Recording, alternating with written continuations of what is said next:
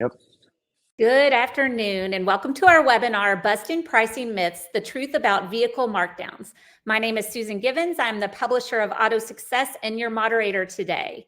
Our webinar is brought to you by Lotlinx. During today's webinar, we will be debunking common misconceptions about markdowns and discover data-driven insights to optimize your sales strategy. Before we get started, I'd like to address just a few housekeeping items. As part of the webinar, we're going to have a live Q&A session. We're going to address some questions during the last portion of the event. To improve your chances of your question, don't wait till the end of the event to submit it. Submit it as it comes to you. All you're going to do is simply type your question into the Ask a Question box and click Submit. This webinar is being recorded and it will be available on demand for you to view. We encourage you to direct coworkers to the recorded presentation. Tomorrow, you're going to receive an email with the link to the recording, and it'll also be on the Auto Success website. Within this webinar software, you will have the ability to open, close, and resize different elements on your screen. To make a window larger or smaller, grab the corner of the window and drag it. You can also make some of the windows full screen by clicking the Maximize button in the upper right-hand corner of your window. If you want to receive a certificate of attendance, click on the graduation hat icon within the black toolbar on the left side of your computer screen. In that same toolbar, you're going to find some icons to share the webinar by email or on social media. If you're viewing from a mobile device, you may need to click on the 4 dots menu in the upper right-hand corner of the screen to view the different icons. Your feedback helps make our events even better. Please click the survey icon to leave your comments about today's topic and presenter. The survey will also appear in the middle of your screen toward the end of the event. If you need help at any point during the webinar, send us a message through the Ask a Question box. And finally, if your slides stop advancing or if you're having problems with audio, just try pressing the F5 key at the top of your keyboard or Command R if you're on a Mac. It'll refresh the webinar console on the screen. Now, let's introduce our presenter. We are so happy to have Jason Knight, co-founder and CEO of Lotlinx, joining us today. Jason brings more than 25 years of management experience in the automotive, digital, consumer packaged goods, and manufacturing to the team. Prior to co-founding Lotlinx in 2012, he served as an executive in the consumer products, adult beverages, and manufacturing industries, and was a private equity operator who helped grow and sell investor-owned businesses.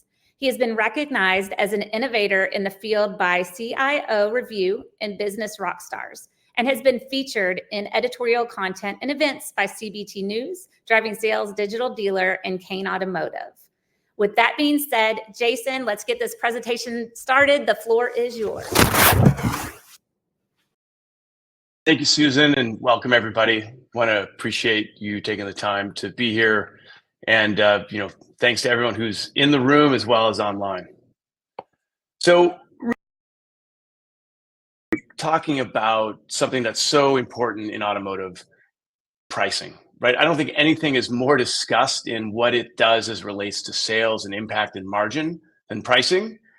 And with margins getting tighter, with focus on margins getting tighter and inventories increasing, it's more important than ever to talk about what are the misconceptions with pricing and what can be done to improve operational performance. And ultimately, the question is pricing the hammer? Because the concern you have to have is that when you have a hammer, everything looks like a nail. And so I think we'll talk about that in a bit more. So, our philosophy is the car is the star. And so everything about a vehicle is important. It's not just the price or the VIN. It's actually everything that goes on around that vehicle as well.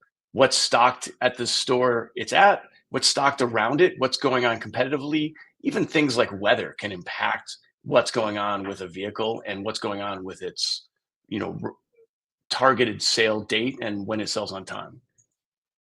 And so we've been tracking this data and much, much more for more than a decade. So we founded the company over 12 years ago. And during that time, every single vehicle for sale in America at all dealers' websites. So for more than a decade, we have everything for sale, when it was listed, what price decreases it had, when it sold, And then other market conditions like incentives, competitive inventory, but also things like weather and just what was going on in the area at the time. We're also built into over 160 automotive publishers, which gives us probably something like 90 to 95% of all consumer shopping and research across all of those platforms. So we have demand, we have sales, we have inventory. And then the final mile for us has always been we're linked into more than 8,000 dealer websites. So we see how all of that research, all of that inventory, all of those actions consolidate at the dealer to drive what matters from a sales standpoint. All of in our machine learning, which we'll talk about a bit more, to really understand what goes on in a market and be able to predict things like what you should be doing with pricing, what other impacts to pricing occur. And we're recognized as the industry leader. We're used by almost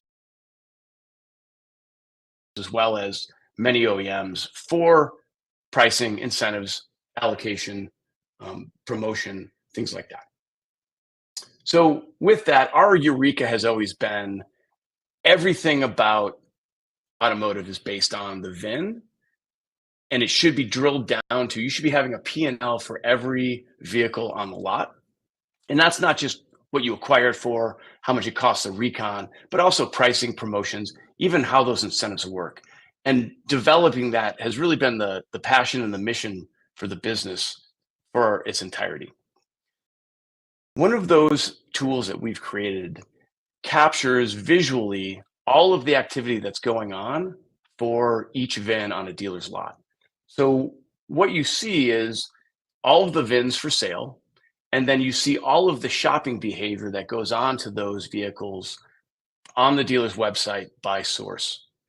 And the reason this is important is that fundamentally, we believe if a vehicle's unshopped, that vehicle will go unsold because it doesn't have that consumer demand. And let's face it, especially post-COVID, nobody's going down to the lot for giggles just to see what's on there for sale.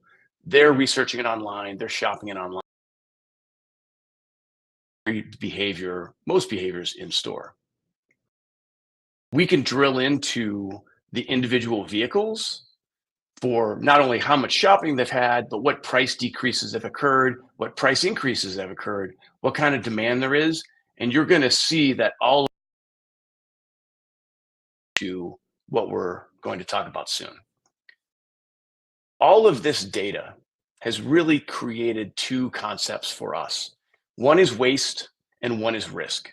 Waste is really an overabundance or a waste of your marketing efforts on specific VINs, because after some point, you don't need 500, 600, 700, individual shoppers looking at a vehicle to sell it. And then risk is really operational risk, risk to margin, risk to markdowns, risk to aging. And really, risk is historically what the market and what the industry has used pricing to fix. And so, we talk to lots and lots of dealers all the time, and we always ask the question, hey, what's your strategy for your carryover risk? For those vehicles that are not selling every month, you don't want to be a car collector, you want to be a car dealer. So what are you doing? You hear, oh, I use markdowns. I use pricing as my tool. And so what we wanted to really dig into on this webinar is, what's the smart way to use that?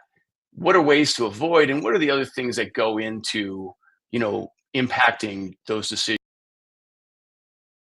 So we looked at almost 5,000 stores for more than 6 months to really understand what was going on around all things related to shopping, pricing, sales, et cetera.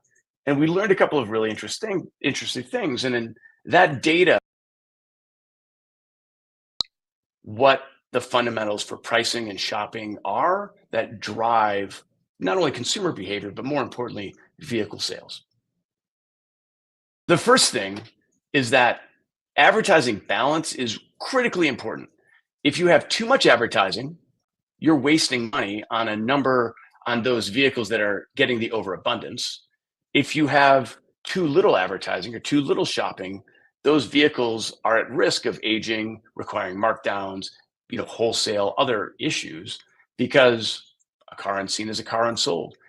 If it's not getting shopped, it's not going to move off the lot. What is that balance? You have to find it. It's not just about pricing, it's also about, consumer exposure.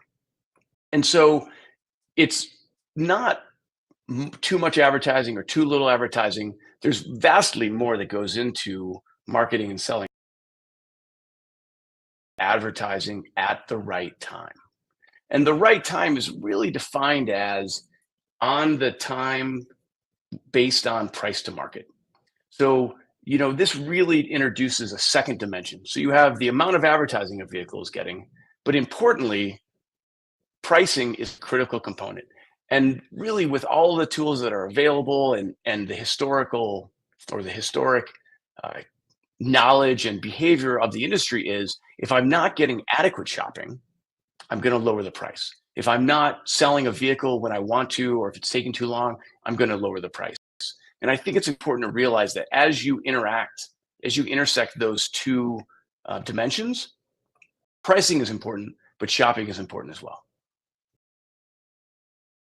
So we know it's auto. Pricing impacts everything in automotive and how we relate to it. And so as we started to look at and break down the relationship between pricing and some critical components related to sale and shopping and everything else, I think it becomes really clear, but there were some really surprising outcomes. So when you look at total conversion, so conversions on the dealer's website from a tonnage standpoint, what was interesting is that pricing is critically important to driving those, but not necessarily in the way that we thought. So if you look at that blue line, that's for all the new vehicles. The number of conversions peaks right around 100% price to market. So when you're priced at the market amount, you're really kind of in the sweet spot from a conversions from a new standpoint. However, for used, you see it rise and fall really around about 97% of market. And what that says is, if you're looking just for tonnage, pricing is a critical component, and you want to be priced a little bit below market on used. I think there's lots of reasons why, but data don't lie. So it's important that pricing is obviously a massive driver of this. But not every conversion is the same. And so one of the critical things that we really need to think about from an industry is, what's the quality of the conversions I'm getting? Is it effective in moving those vehicles? Is it effective for bringing folks in and getting the doors to swing? And what you see is, frankly, contrary to, I think, what a lot of people would have expected, is that the quality of the conversions that you get increase with price. So you're getting fewer of them as you raise the price, but the quality of them continue to go up. For used, that starts to fall off about 107% of market. For new, it tends to go up. I don't think it goes up forever. I think at some point, you have diminishing return, but there's drivers of that around, what the vehicle's options are, how it fits, how that looks. But importantly, if you decrease the price below market value or market price, in many cases, your quality goes down. And that a lot to do with the buyers, with what they can afford, how that relates to the inventory you have to sell. But somewhat shockingly, it's directly proportional to price.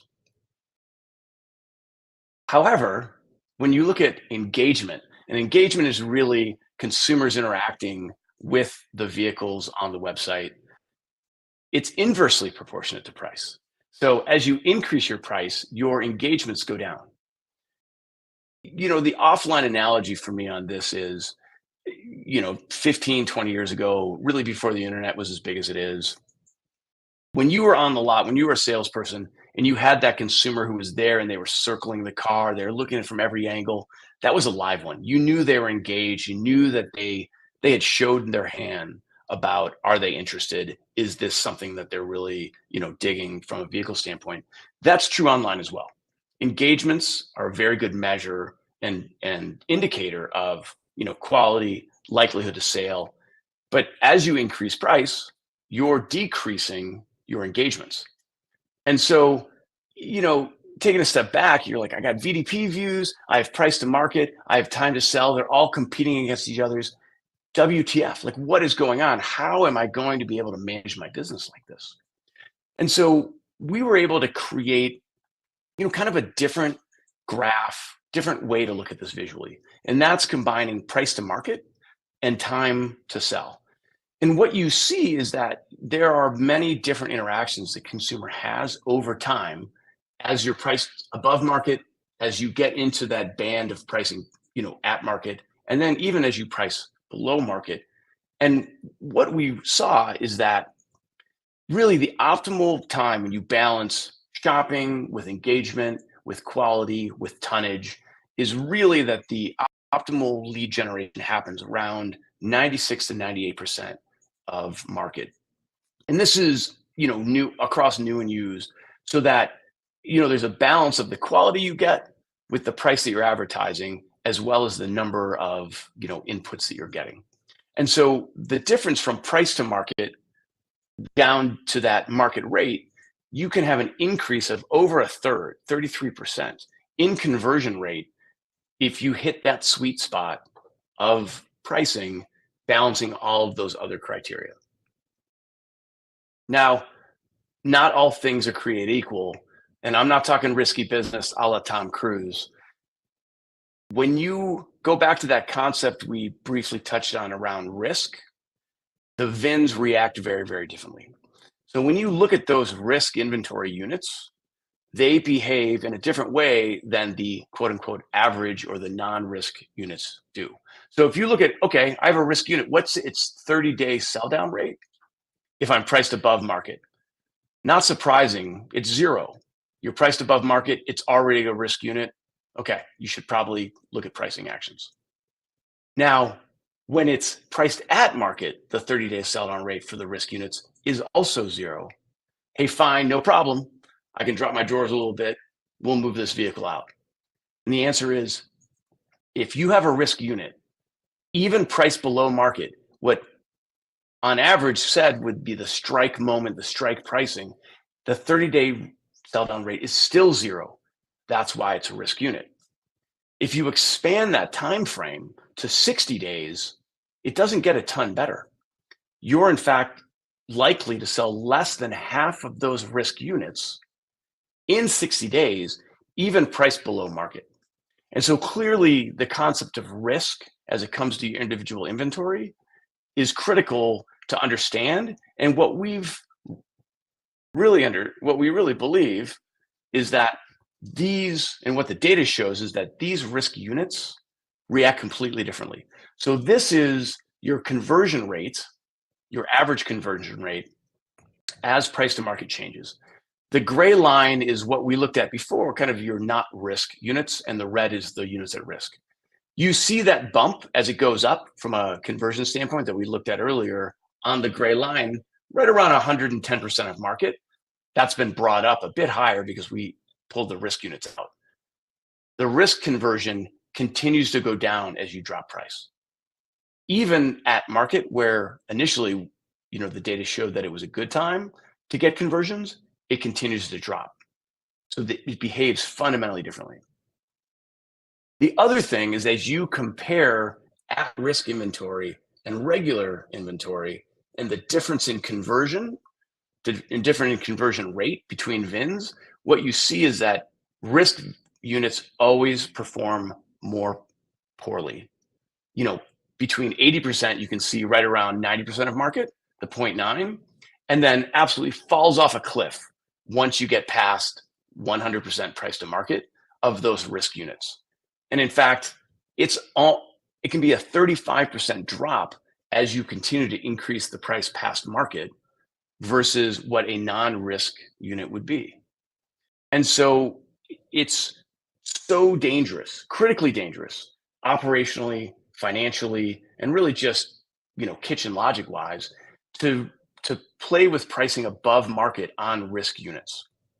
And you're going to have a massive financial impact because you're not getting the conversions, you're not getting the engagements, and we know from the other data, you're not getting the sell-through rate either. And so the job today, because it reacts so differently, is to really understand and predict which of these vehicles are at risk. How do I start taking action immediately when they come on the lot to get them so that they're not at risk, to move them through? Looking at one other output of that 6-month study that we did with those dealers is we asked them, hey, how are you managing inventory differently today than you were 1-2 years ago?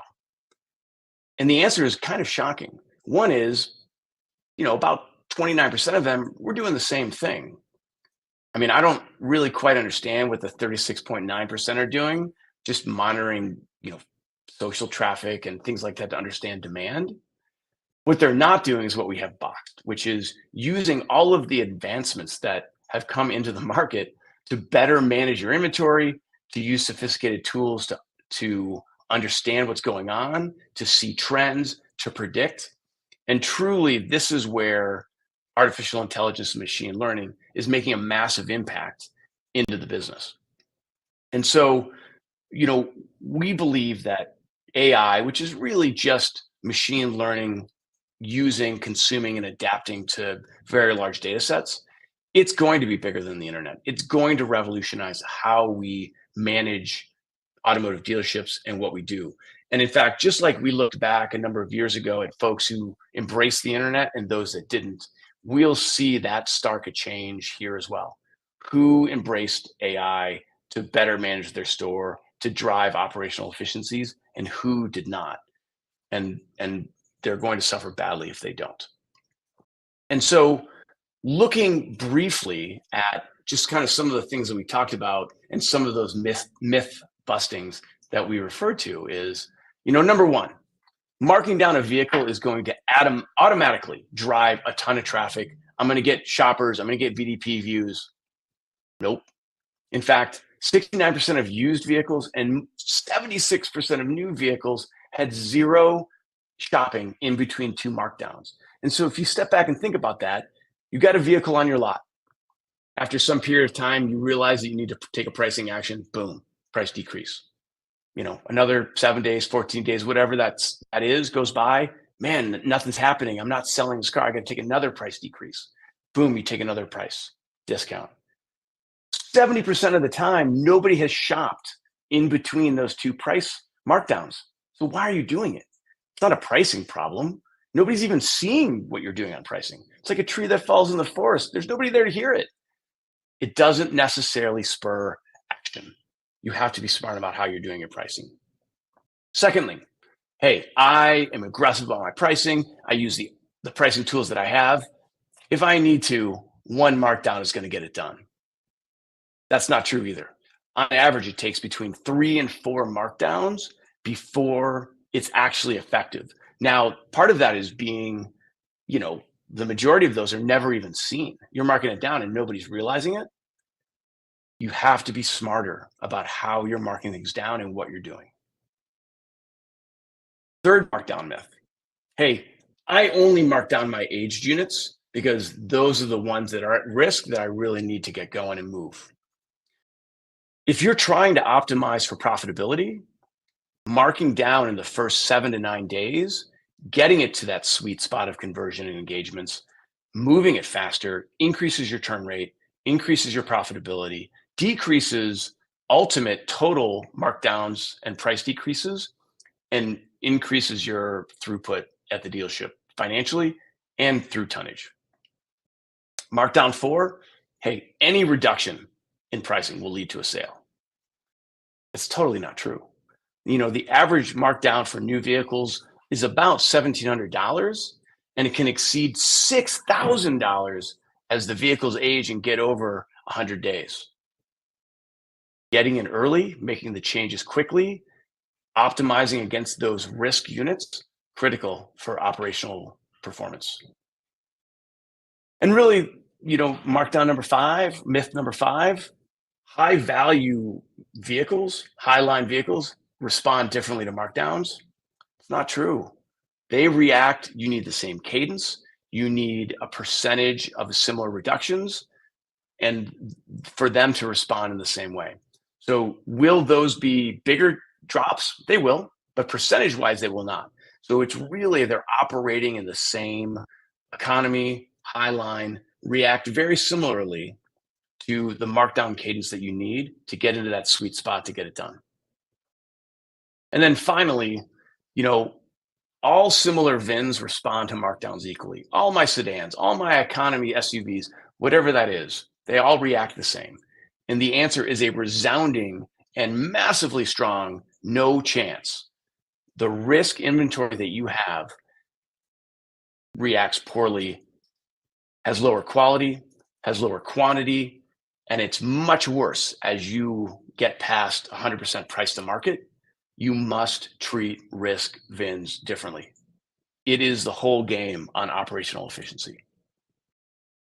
So, really just 2 points, 2 slides remaining, and that's on takeaways.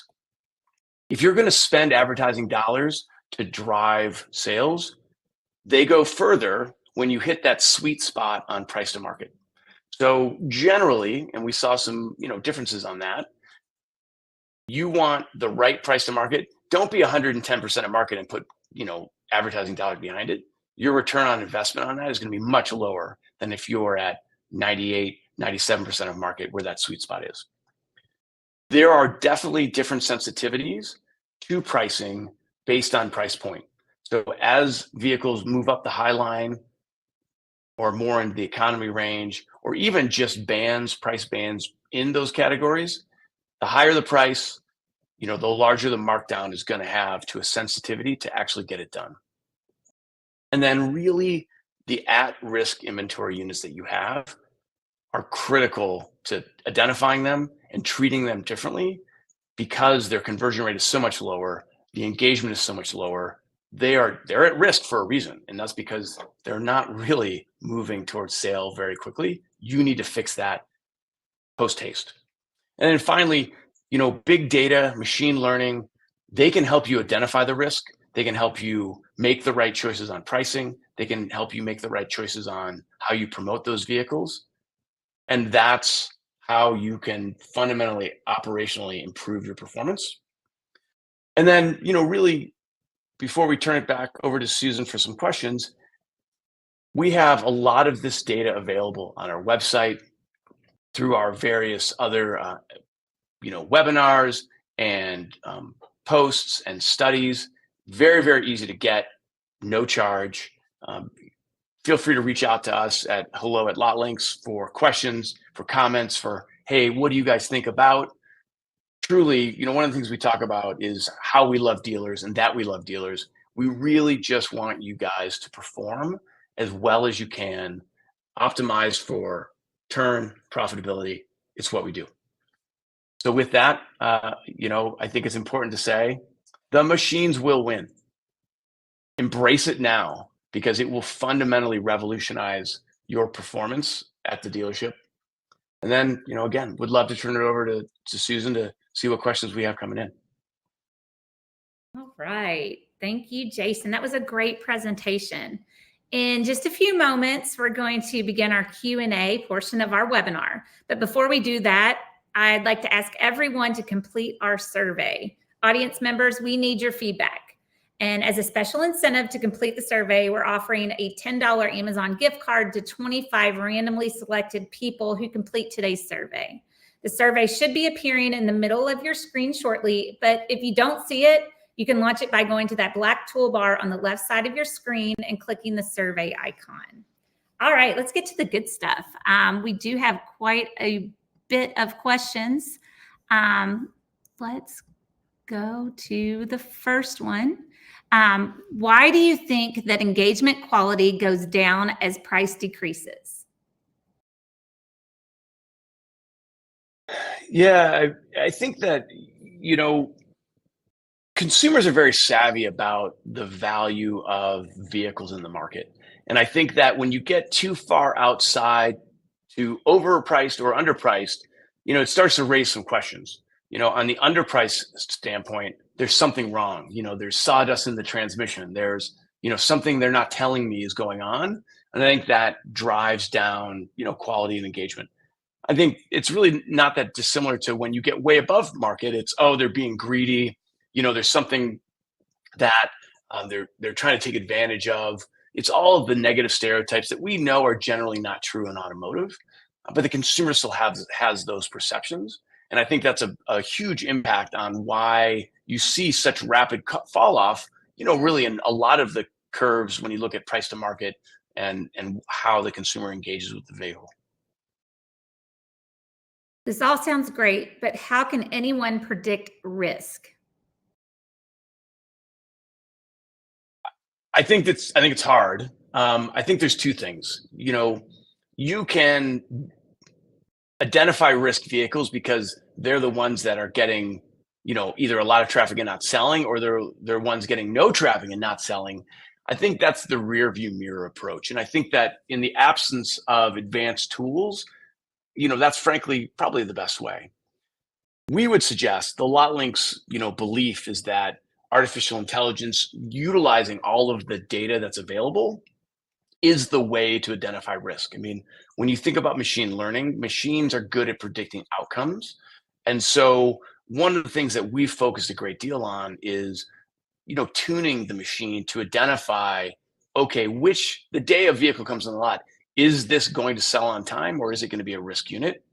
And I think that, finding a partner who can do that is super important for dealers to take that data in, to understand it, and then take actions against it. Every vendor that I hear from says they have AI. How do I know if it is any good? I feel like that's the question of the day.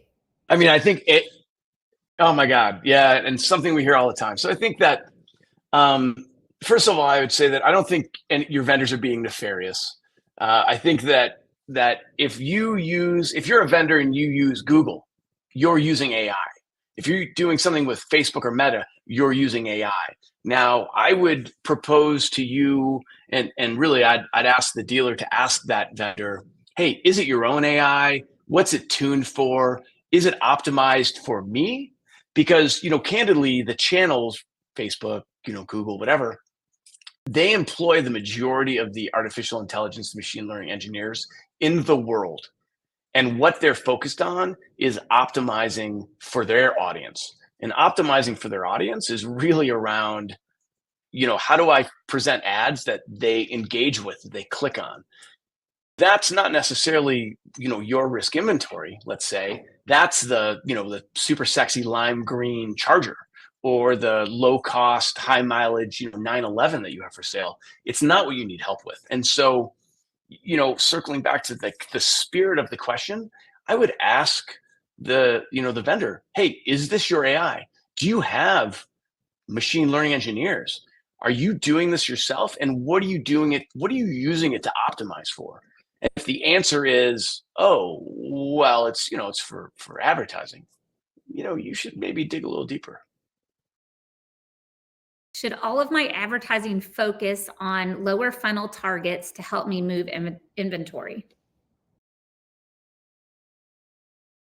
I think that's a tough question. Well, I think it's an easy question with a tough answer. And so as an marketer, I would tell you, if you have a unique selling proposition, if you have a strong brand, you have a higher likelihood of capturing and gaining consumers. And I think that's really important.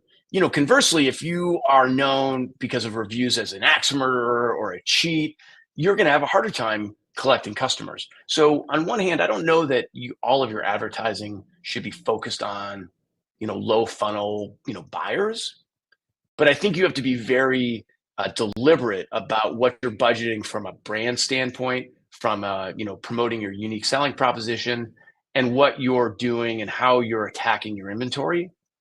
I mean, I make the Kool-Aid, so I drink it. I would tell you the majority of your, unique selling proposition is your inventory. The car is the star, and consumers are going to take chances, even if you have a mediocre reputation. If you have what they want, it's priced fairly, and they have some level of trust of what they're going in to buy, I think it's really then about the vehicle.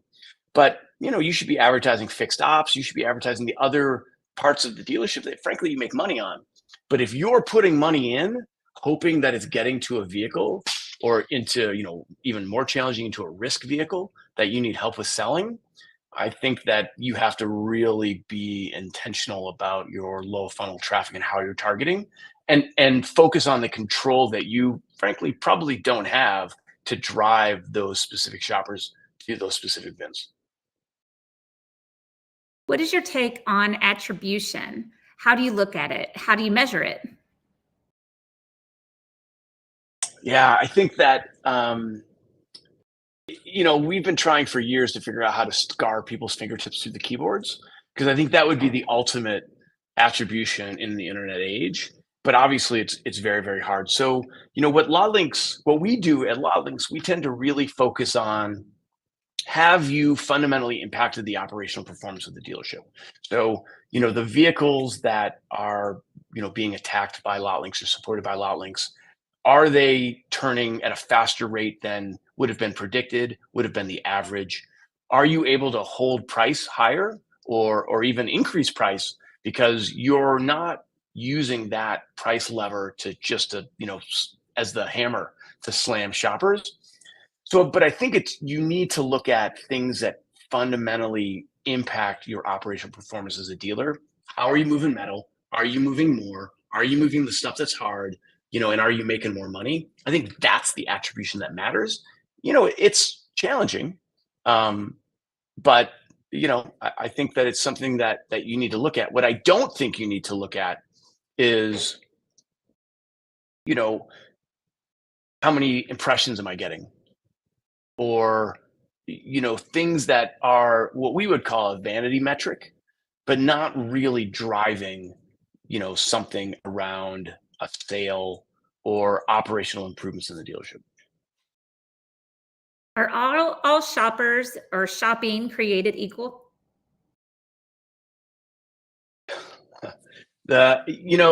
Obviously not. We saw in some of the graphs earlier in the presentation that your quality of engagements and conversions absolutely change based on pricing and based on timing. And so clearly not all consumers or shoppers are created equal. I think, even without advanced analytics like we've just kind of reviewed, you as a dealer can really get a sense of that, because there are some of your vehicles that have received literally hundreds and hundreds and hundreds of shoppers on your website, but it hasn't sold. Your pricing is not the issue. If your pricing is not the problem and you've received 400 shoppers, I mean, you're probably looking at crappy quality.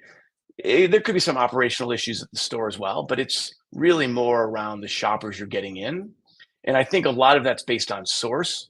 And, in a shameless plug, I would tell you, you need to find a vendor that can measure and optimize for the quality across all of the advertising channels that you're using. So are you saying that price changes aren't the right lever to pull? And what should I be doing? Yeah, I mean, it's a really complicated question. I think pricing is a critical component of marketing and selling a car. But in it, and then like we talked about before, if you go back and 70% of your price changes are never viewed by somebody, pricing is not going to solve that problem. And so I think if you take a step back and you kind of put everything together, the faster you can get to that strike point from a pricing standpoint of, let's say, 96 or 97 to 100% of market. So fairly priced, but not crazy, fairly priced, and drive appropriate demand to that vehicle. So have people actually see what your pricing is. That's what you need to do. If you don't have folks who are shopping, pricing is not necessarily going to help. Or if it does, it's a very expensive way to drive a relatively small number of shopping interactions. So it's important, but I don't know that it's the most critical thing you can do once you get into kind of a good strike point, a fair point for pricing. Perfect. All right, Jason, we have time for one more question. Let's assume I'm able to identify my Okay. risk vehicles. What should I be doing? You have to move on risk inventory as soon as you have it identified. You need to be looking at pricing and you need to be aggressive. You need to look at promotion and you need to be very aggressive.